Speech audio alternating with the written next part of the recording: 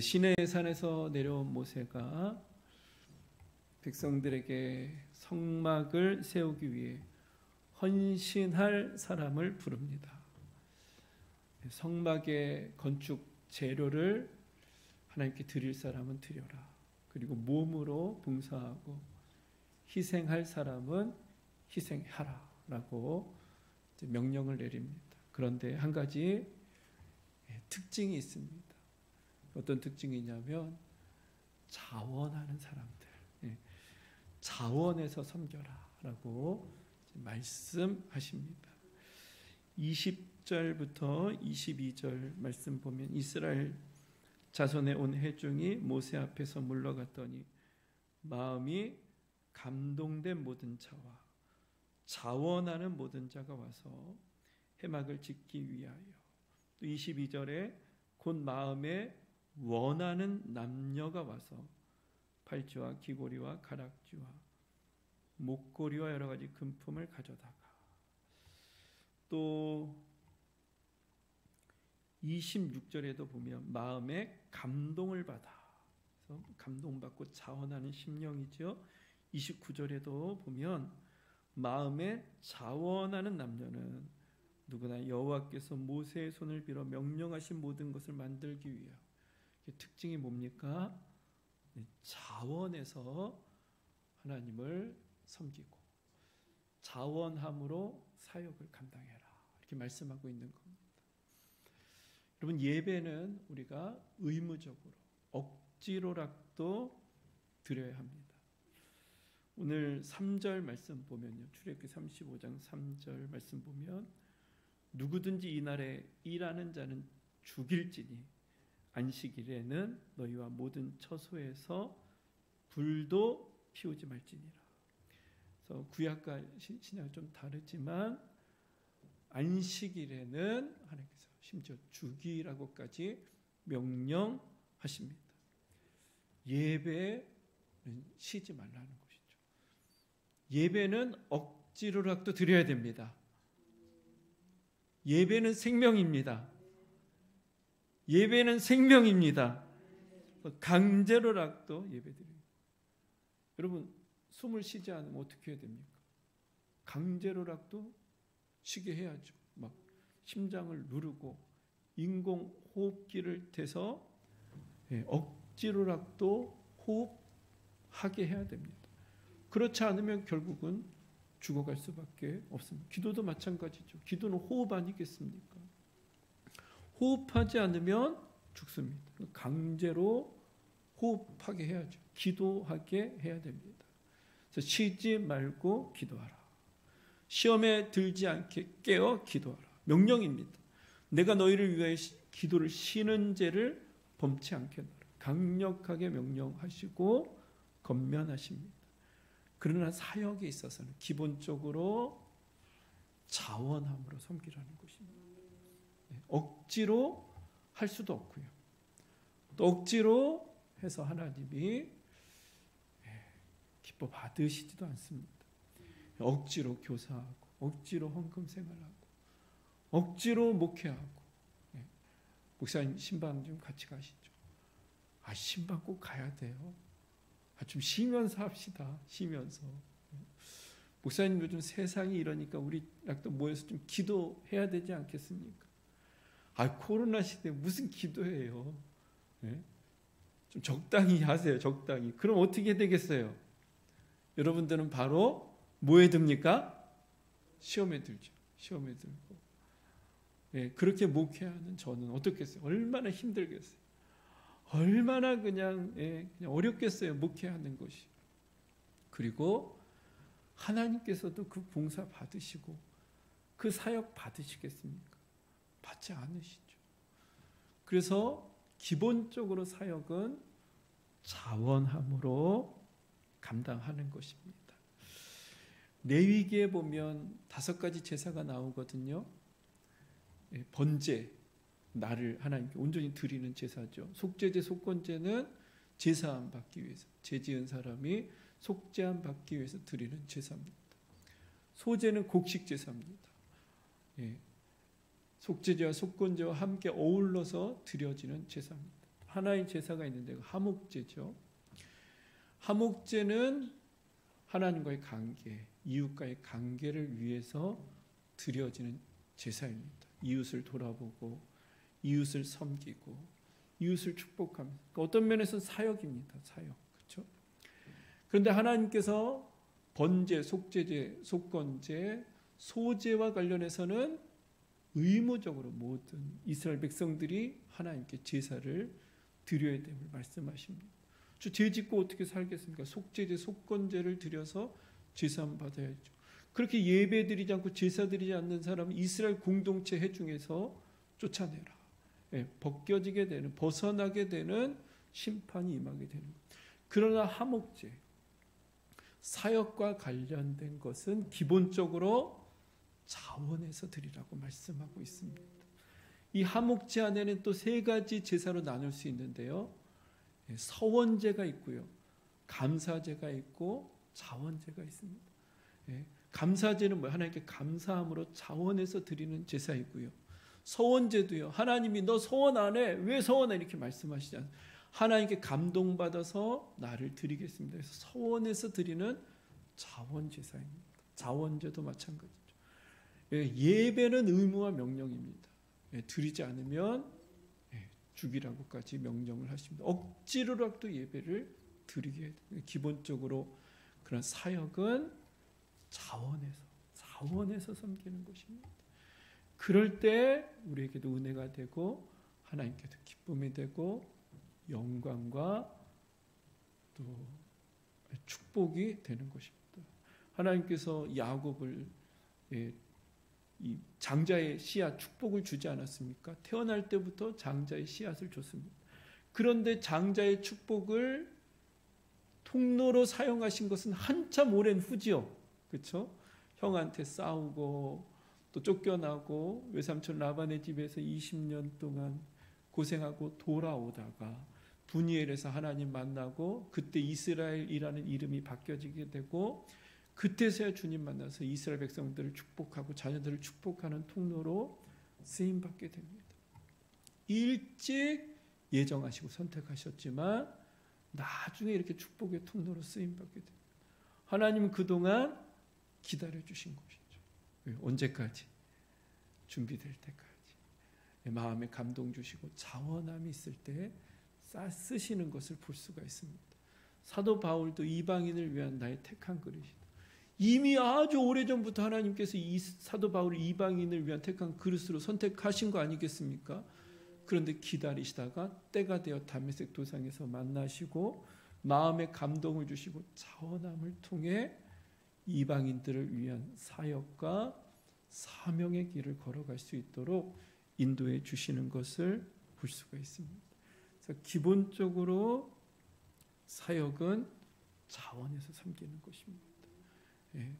저 여러분들이 직분이나 봉사, 사역, 헌금 생활 기쁨과 자원함으로 섬길 수 있게 주님의 이름으로 축복을 드립니다. 그럼 목사님, 저는 자원함이 없으니까 안 섬겨도 되겠네요? 꼭 그렇게 또 말씀하시는 분들이 계시죠. 그러나 여러분, 축복입니다. 축복. 할렐루야. 하나님께 쓰임받는 그 축복. 하나님은 돌로 떡을 만드실 수 있는 분이십니다. 하나님은 하나님의 일을 하나님께서 하십니다. 우리 없어도 하나님의 일을 이루어 가신 하나님이십니다. 그런데 우리가 그 하나님의 부르심에 동참하고 억지로라도 순종하면 하나님은 기뻐 받아주시고 축복해 주시는 것이죠. 감당할 수 있는 힘도 주시고 지혜도 주시고 만남의 축복도 주시고 또 사역의 기쁨도 주시고 열매도 맺게 해주시고 우리도 이렇게 좋은 예배당 주셔서 억지로라도 우리가 순종했더니 이렇게 주셔서 얼마나 참 또 감사하고 기쁩니까? 기쁘시죠? 기쁘신 분 아멘. 기쁘게 막 세뇌를 시켜야 돼. 전 제일 좋은 게 일부 때도 말씀드렸지만 예배당만 들어오면 너무 따뜻한 거예요. 전에 예배는 추워가지고 그냥 벌벌벌벌 혼자 떨었는데, 기본적으로 여기는 보일러 운전으로 틀지 않고 외출로만 틀어놔도 보일러가 어느 정도 돌잖아요. 그리고 저거 히터 틀면 금방 밑에 바닥이 기본적으로 따뜻해 있다 보니까 너무 따뜻하지 않습니까? 거기다가 운전까지 틀면 막 더울 정도. 지금 문 열었는데 저기 열고 환기한다고 그렇게 닫혀 있나요? 닫혀 저기 해서 열어놨는데 바람 불었는지 이렇게 해서 그래도 따뜻하게 예배 드릴 수 있다는 것이 얼마나 감사하고, 영상도 참 이렇게 예비하셔서 유튜브에도 나오게 자동으로 이렇게 유튜브 좋은 화면에 소리도 잘 들리게 되어서 일꾼도 보내주시고, 얼마나 축복입니까? 여러분 축복입니다. 그래서 자원함이 없으니까 저는 안 할래요. 그건 어리석은 것입니다. 축복입니다. 그리고 우리 하나님께 예배는 의무적으로 드려야 되듯이, 여러분 주일날 드려지는 이 예배만 예배가 아니고요, 수요 예배 드리는 그 예배만 예배가 아니고 사역도 뭐죠? 다 예배죠. 예배. 우리 신앙의 삶도 다 뭡니까? 예배적인 삶 아니겠습니까? 그러면 나를 마땅히 드리는 것이 우리의 자세인 줄 믿습니다. 로마서 12장 1절, 그러므로 형제들아 내가 하나님의 모든 자비하심으로 너희를 권하노니 너희 몸은 하나님 기뻐하시는 거룩한 산 제물로 드리라. 이는 너희가 드릴 영적 예배니라. 하나님께 예배가 단지 이 시간 드려지는 예배만 예배가 아니라 모든 삶도 예배고 사역도 예배입니다. 그리고 하나님의 축복이 있는 겁니다. 25절 26절 보면 마음이 슬기로운 모든 여인은 손수 실을 빼고 그 뺀 청색 자색 홍색 실과 가는 배실을 가져왔으며 마음의 감동을 받아 슬기로운 여인은 염소 털로 실을, 하나님께 자원하며 드려지는 그 자매님들을 향해서 하나님 뭐라고 말씀하십니까? 슬기로운 사람이다. 슬기로운 사람. 뭐가 축복입니까? 누가 지혜자입니까? 봉사 다 내려놓고 사역 다 내려오면 행복하실 것 같으세요? 기쁘실 것 같습니까? 절대로 그렇지 않습니다. 사역이 우리에게 축복이고 행복이고 또 하나님께 영광이 되는 줄 믿습니다. 그래서 함께 승리해 나가고요. 오늘 특별히 부르심과 사역의 길에 대해 몇 가지를 좀 나누고자 하는데요. 첫 번째는 부르심에 순종한 후에 확인이 온다는 것입니다. 우리 함께 따라해 볼까요? 부르심에 순종한 후에 확인이 온다. 이게 무슨 의미인가? 예수님께서 공생의 사역을 시작하기 전에 세례 요한에게 세례를 받으셨습니다. 예수님은 죄가 없으시니까 세례를 받으실 이유가 전혀 없으시죠. 근데 세례를 받으신다는 것은 예수님께서 이 땅에 오신 목적과 방향을 알려주기 위해서인 것입니다. 인간의 죄를 사해주고 씻어주기 위해 이 땅에 오신 메시아라는 것을 기본적으로 알려주고 방향을 증거해 주시기 위해서 세례를 받으신 것이고, 또 이 땅의 질서를 인정해 주시고 또 그렇게 순종해 가시는 예수님의 모습을 상징적으로 보여주고 있는 사건입니다. 그런데 세례 요한의 입장에서는 좀 난감한 것입니다. 인간인 자신이 예수님께 세례를 받아야 되는데 예수님이 자기한테 세례를 받으러 오신다고 하니까 얼마나 이상하겠습니까? 난감한 겁니다. 그래서 주님, 제가 세례를 받아야 할 터인데 왜 제게 세례를 베풀라고 하십니까? 그래서 주님께서 마태복음 3장 15절에 이제 허락하라.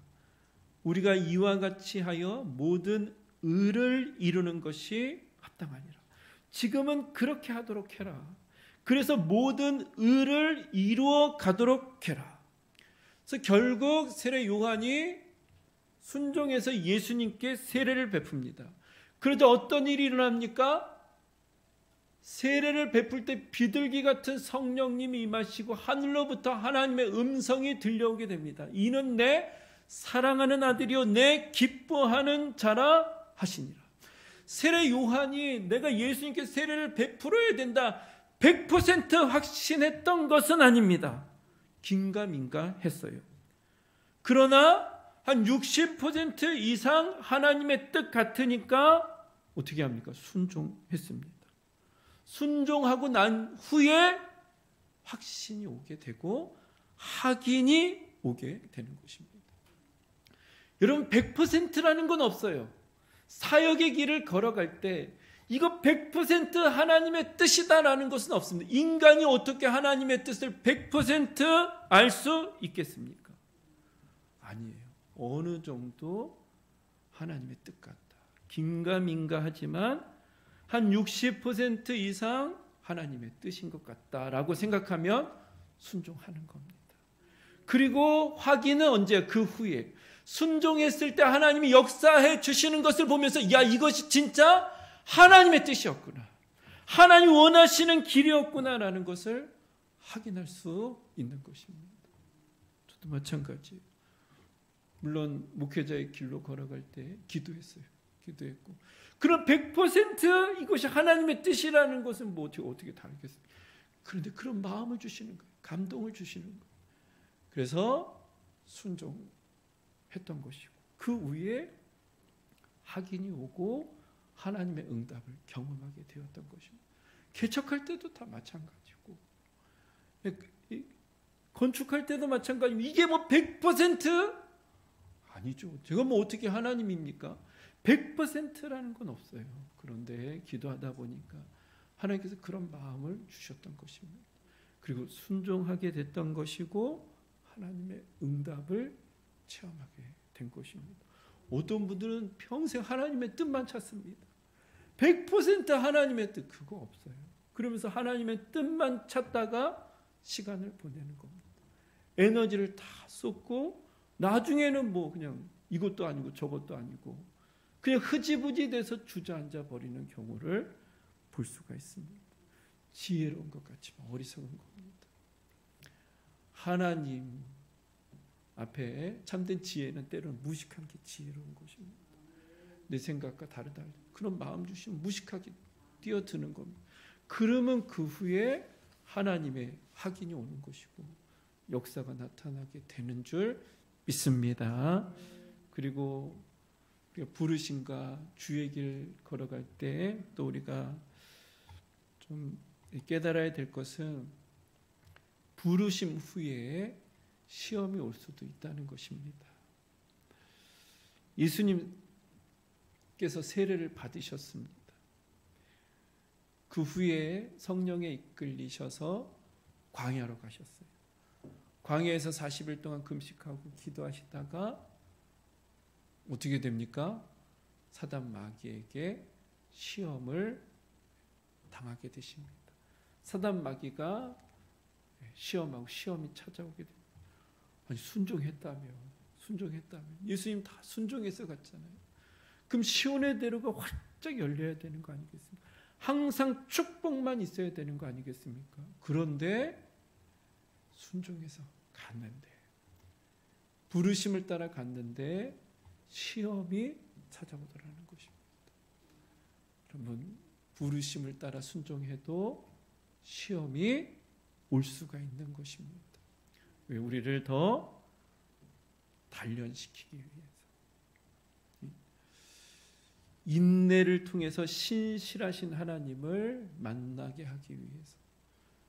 우리의 교만함과 또 우리의 연약함을 빚어가시고 만들어 가시기 위해서 시험이 찾아오기도 하고 또 실제로 사단 마귀가 진리의 길, 생명의 길로 걸어가면 누가 싫어합니까? 사단 마귀가 싫어하는 것이죠. 그러니까 진리의 길, 사명자의 길로 걸어가다 보면 사단 마귀가 시험에서 우리를 시험에 빠뜨리게 할 수도 있는 것입니다. 그러면 그때가 중요해요. 예수님 믿어도 소용이 없구나. 종교를 바꿔서 그런가. 그래서 그냥 다시 우상으로 가고 또 귀신한테 가서 절하고 하는 일들이 실제로 일어나는 경우를 보게 됩니다. 아니 진짜 예수님을 믿고 주님을 섬기고 봉사하다가 사단 마귀가 시험을 공격하면 예수님이 진짜는 진짠가 보다. 진리를 향해 걸어갔더니 악한 영들이 나를 공격하는구나. 이 길이 바른 길이고 진리의 길이고 생명의 길이다. 버티면서 인내하면서 하나님은 우리를 어떻게 해주십니까? 승리하게 해주시지 않습니까? 버티고 인내하면서 기도하면서 승리케 하시는 하나님을 경험해야 되는 시간인데도 불구하고 그냥 하나님 믿어도 소용없네. 종교를 바꿔서 그런가 보다. 그래서 다시 우상한테 가는 얼마나 어리석은 일입니까? 얼마나 바보 같은 모습입니까? 시험이 없으면 좋겠지만 있을 수도 있습니다. 사명 감당하고 주의 길 가다 보면 시험이 찾아올 수도 있어요. 그러나 결국 누가 이기세요? 주님이 이기십니다. 그리고 우리로 버티고 인내하면 이기게 하시는 줄 믿습니다. 우리는 주님의 아들이고 주님의 딸이기 때문에 그렇습니다. 그리고 마지막으로 주의 길을 걸어갈 때 우리 가지고 있어야 될 자세는 무엇이냐? 광야에서 하나님의 역사가 왕성하다는 것입니다. 우리 함께 따라해 볼까요? 광야에서 하나님의 역사가 왕성하다. 네. 예수님이 세례 받으신 곳이 광야입니다. 비둘기 같은 성령님이 임하신 곳도 광야입니다. 이는 내 사랑하는 아들이요 내 기뻐하시는 자다. 하나님의 음성이 들려온 곳도 광야입니다. 이스라엘 백성들 만나와 매출하기로 공급해 주시는 은혜를 경험한 것도 광야입니다. 구름 기둥, 불 기둥을 은혜를 체험한 것도 광야입니다. 마라의 쓴물이 단물로 바뀌어지게 된 곳도 광야입니다. 광야. 네. 하나님의 역사는요, 광야 속에서 왕성하게 나타납니다. 어떤 분들은 목사님 성경에는 이렇게 많은 기적이 나타나는데 우리 신앙생활 속에는 왜 하나님의 살아계신 역사를 경험하지 못합니까? 이유가 뭔지 아세요? 광야로 가지 않기 때문에 그렇습니다. 늘 안전한 길, 쉬운 길, 보장된 길로만 가는데 그것은 굳이 하나님이 역사하실 필요가 없는 곳입니다. 내가 그냥 하면 돼요. 쉬운 길, 편한 길, 보장된 길, 그냥 살면 되지. 하나님이 굳이 그렇게 살아가는 인생 도우실 필요도 없고 역사하실 이유가 없는 것. 그러나 광야는 그렇지가 않습니다. 의지할 것이 아무것도 없습니다. 하나님밖에 없습니다. 주님만 바라봐야 됩니다. 그러니까 주님께서 도우실 수밖에 없는 것이죠. 지금도 하나님의 충만하신 역사는 나타나고 있습니다. 선교지 같은 데서. 그곳에는 하나님밖에 없는 겁니다. 광야예요, 광야. 하나님만 바라볼 수밖에 없고 하나님이 도와주실 수밖에 없는 곳입니다. 제가 성탄 예배 때도 제 동기 목사님 말씀드리지 않았습니까? 러시아에서 사역하고 계신 블라디보스토크 코로나에 걸려가지고 너무 힘든 시간들을 보내셨는데 우리 동기들이 정말 같이 함께 기도하고 물질도 함께 섬기고 동역하고 그런데 우리들만 도와주었던 것이 아니더라고요. 보니까 사모님 그 간증문을 보니까 제가 오늘 카톡에 올려야겠다. 아니 밴드에 올려야겠다. 그 러시아 의사까지 현지 의사까지 이 선교사님을 도와줄 이유가 전혀 없는 거 아니겠습니까? 같은 나라 국민도 아니고. 그런데 그 의사가 한국에 와서 뭘 배워갔나 봐요. 그래서 한국 선교사님이라고 그렇게 정성스럽게 섬기고 또 의사뿐만 아니라 같은 동역 선교사님들이 번갈아 가면서 이 선교사님 도와주고, 코로나 걸렸다 하면 그 근처에 가지도 않을 텐데 그렇게 마음을 모아서 함께 동역하면서 섬겨서 태어나게 되었다는 거예요. 그래서 임마누엘의 하나님, 정말 성경 속에서만 임재하시는 임마누엘의 하나님이 아니라 실제로 나와 함께 하시고 나를 도와주시는 임마누엘의 하나님, 그렇게 간증하시더라고요. 하나님의 역사는 지금도 여전히 있습니다. 광야로 가면 있습니다. 쉬운 길, 평탄함. 그곳에 무슨 하나님의 역사가 필요하겠습니까? 어떤 분들은 목사님 자꾸 목말라요. 이상하게 자꾸 갈급해요. 분들 광야로 가고 있습니까? 하나님 만져주시는 곳으로 가야 하나님 만져주시는 곳이지. 쉬운 길 평탄, 하나님이 일하시는 곳이 없는 데서 그냥 있다가 목마르고 하나님 점점 더 메말라져요. 광야로 가고 있습니까? 광야로. 하나님이 일하시는 곳에 계셔야 되는 거 아니겠습니까? 그때 만져주시는 거 아니겠습니까? 그럼 우리 광야로 간다고 어디 다 광야로 갑니까? 네? 여기다. 광야가 어디입니까? 영혼 섬기는 데가 광야입니다. 제일 힘든 게 영혼 섬기는 거 아니겠습니까? 교사로 아이들 영혼을 품고 섬기고, 목자로 영혼들 섬기고 품고, 그 내 힘으로 안 되잖아요. 내 방법대로, 내 지혜로 하나님이 아니면 감당할 수 없고, 그 지칠 때도 있고 시험 당할 때도 있고, 그곳이 곧 광야죠. 하나님밖에 없고 하나님밖에 도와주실 수 있는 분이 없습니다. 내 방법은 아무것도 안 돼. 그 가운데 힘들고 어려운 주의 길을 가고 사명자의 길을 가다가, 그러면 그 가운데 만져주시고 위로해 주시고 채워주시는 능력을 경험할 수 있는 것이지, 그냥 쉬운 길, 편한 길, 남이 다 가는 길. 그래서 하나님 왜 안 만져주세요? 목말라요. 하나님 이리로 와라, 이리로 와라. 하나님의 역사가 있는 곳으로 가요. 하나님을 만나는 거 아니겠습니까? 그래서 여러분들 이왕이면 사역 자원서도 나눴는데 쉽고 편한 길이 아니고요. 다들 부담스러워하는, 이왕이면 그곳에 하나님의 일하심이 있는 곳입니다. 특별히 영혼을 섬기는 곳. 그래서 광야로 가야 될 줄 믿습니다. 광야로 갑시다. 김희수 집사님, 광야로 갑시다. 아멘, 아멘. 네, 광야로. 네, 어떻게 보면 우리가 예배당 건축하면서 많은 은혜를 경험하지 않았습니까? 하나님 많은 도우심과 축복, 돕는 손길을 경험하지 않았습니까? 왜요? 우리 입장에서 광야죠. 쉽고 편하지 않은 길이지만, 어려운 길이었지만, 그렇게 하나님 마음의 감동 100%는 아니었지만, 그래도 순종했지만 우리 힘에 힘들고 우리 힘에 이 힘을 뛰어넘는 우리 사명 아니었습니까? 광야였죠. 그러니까 주님밖에 바라볼 수밖에 없는 거죠. 그 가운데 하나님의 도우시고 역사하심이 있는 거 아니에요. 우리가 할 수 있는 것은 굳이 뭐 하나님이 역사하실 필요가 없는 거 아니겠어요? 여러분들 기도하시면서 하나님의 나에게 마음 주시고 감동 주시고 100%가 아니라 할지라도 하나님 마음 감동 주시고 뛰어들어 보세요.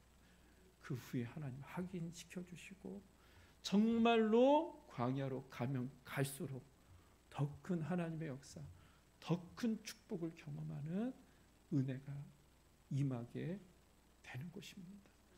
그렇지 않고 쉬운 길, 다 쉬운 길로 가지 않습니까? 이 시대 마지막 때 하나님의 역사가 당연히 약해질 수밖에 없는 거 아니겠습니까? 윌리엄 캐리가 이런 말을 했습니다. 하나님으로부터 위대한 일을 기대하라. 하나님을 위해 위대한 일을 도전하라. 하나님을 위해 위대한 일을 성취하라. 그래서 그렇게 광야에서 도우신 하나님을 경험하는 저와 여러분들 되시길 주님의 이름으로 축복을 드립니다.